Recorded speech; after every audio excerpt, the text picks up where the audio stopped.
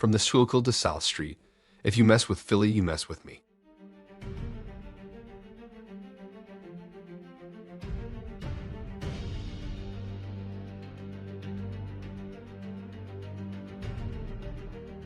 You're safe now.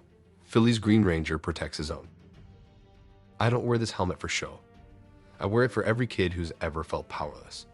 For every neighbor who's been knocked down, pushed aside, or told they don't belong. Philly's not just my home, it's my fire, my fight, my reason. I've seen the city's cracks, its scars, but I've also seen its strength. We fall, we get up, and we come back swinging. I'm not just a Green Ranger. I'm the shield that stands between chaos and community. And as long as I'm breathing, this city will never stand alone. I wasn't made in a lab or chosen by fate. I was built by this city. I cracked sidewalks and corner stores by grandmothers who yell from stoops and kids who dream big with nothing but grit in their pockets. I fight for them. I rise for them. Every time I suit up, it's Philly that powers me. And as long as I'm standing, you'll never fight alone.